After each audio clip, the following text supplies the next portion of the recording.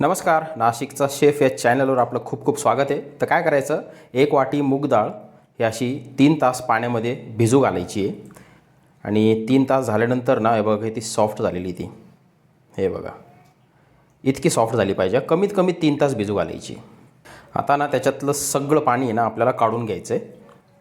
तर हे बघा ती डाळ जी आहे ना त्याच्यातलं सगळं पाणी आपण काढून घेतलेलं आहे. त्याला एका प्लेटमध्ये घ्यायचं आहे आणि त्याच्यावरतीच ना आपल्याला एक मोठ्या आकाराचा कांदा असा एकदम बारीक आहे ना चॉप केलेला टाकून घ्यायचा आहे.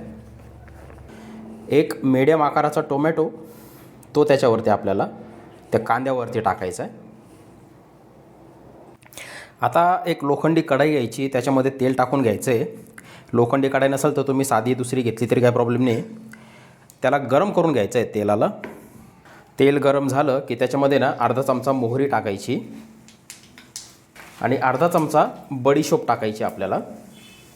बडीशोप महत्त्वाची आहे, बडीशोप स्किप नका करू. आणि लगेचच हे डाळीचं आणि कांद्याचं जे मिश्रण आपण केलं ना ते टाकून घ्यायचं त्याच्यात.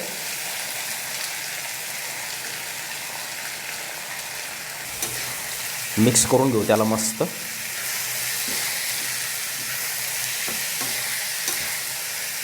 एक चमचा अद्रक लसूणची पेस्ट आपल्याला त्याच्यात टाकायची आहे. त्याला पण मिक्स करून घेऊ.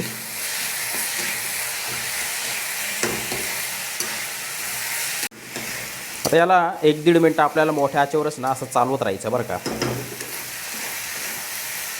खूप सुंदर लागते बरं का ही डाळाची रेसिपी, एकदम टेस्टी लागते. तुम्ही ह्या पद्धतीनं करून बघा एक वेळेस. आता त्याच्यामध्ये थोडीशी हळद, थोडीशी लाल तिखट टाकायची. काश्मीरी मिरची पावडर असते ना ती टाका, तिनं जास्त तिखट होत नाही. आणि थोडा ना जवळपास अर्धा चमचा शेवभाजी मसाला टाकायचा त्याच्यात. शेवभाजी मसाल्याने ना इतका मस्त ट्विस्ट या रेसिपीला येतो ना खाताना. तुम्ही वापरून बघा शेवभाजी मसाला.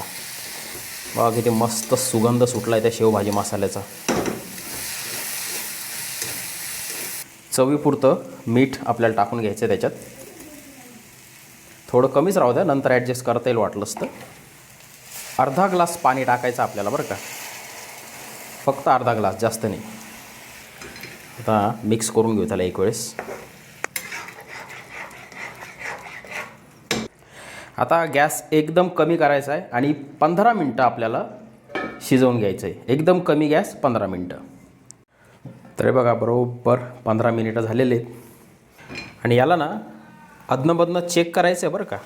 जर खाली लागत असेल ना तर पाणी थोडंसं वाढवून घ्यायचं आहे. त्याच्यावरती मस्त आहे ना कोथिंबीर, अशी हिरवीगार कोथिंबीर टाकून मिक्स करून घेऊ एक वेळेस.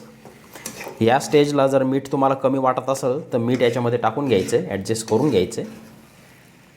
किती मोकळी मोकळी दिसते बघा, हे बघा. हे एक एक डाळ आपली मोकळी दिसते. आणि हे बघा, कुणाला आवडणार नाही अशी कांदा डाळ, खरंच सांगा. एक नंबर अशी चवीला लागते. तुम्ही ट्राय करा सेम टू सेम पद्धतीनं आणि मग मला कमेंट करून सांगा की कशी झाली ते.